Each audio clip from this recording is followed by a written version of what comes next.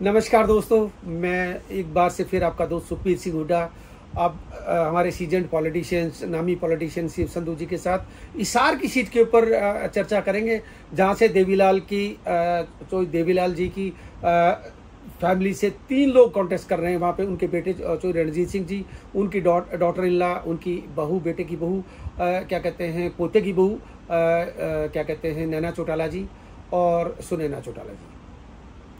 तो और उनके ऑपोजिट में हैं इनके खास दोस्त जयप्रकाश जी, जिसकी ये बहुत दिनों से इनकी मेरे ख्याल में 25-30 साल पुरानी इनकी दोस्ती है, बड़ा समय लगा के है। तो इनसे पूछते हैं हिसार का क्या।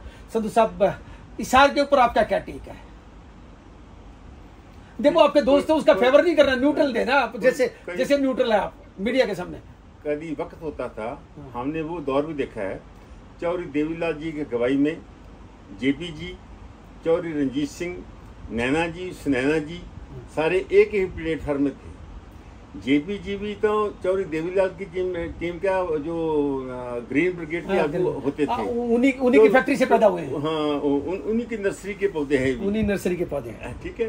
तो मैंने चौधरी रणजीत सिंह की कारगिरी देखी है। नैना जी, सुनैना जी तो इस परिवार की लेडीज तो राजनीति में बाद में आई है, लेकिन सवाल ये पैदा होता है, जितना संघर्ष करने का दम जयप्रकाश रखते हैं उतना दूसरे आदमी नहीं रखते।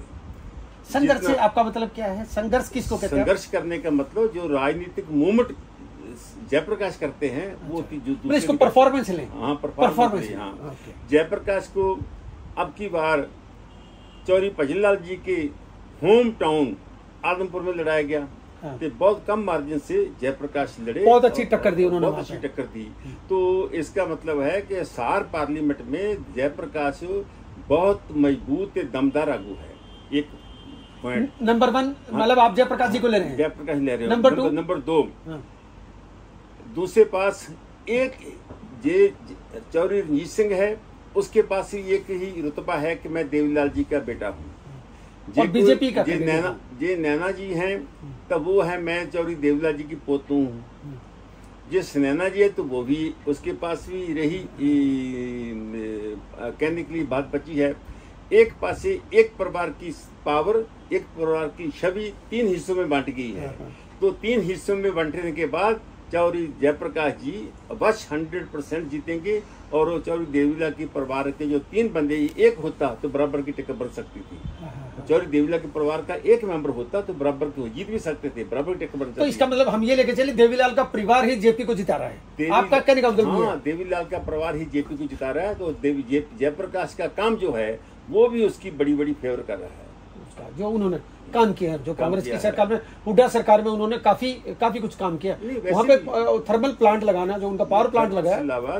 जयप्रकाश जी को मैंने जब डिप्टी मिनिस्टर बनते थे पेट्रोलियम के, तब से जानता हूँ। जयप्रकाश ने कभी किसी को ना नहीं बोली। जयप्रकाश हर वर्कर के साथ हिक तान के खड़ गया है। तो इस करके वो तो इंडिपेंडेंट भी जीतता है, इतना मतलब अपना जनाधार रखता है।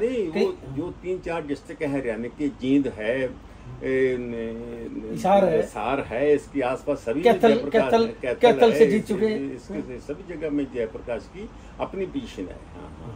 तो संधू साहब, आप क्या जीत का प्रेडिक्ट कर रहे हैं? आप लाखों में मार्जिन है, हजारों में? 1 लाख का।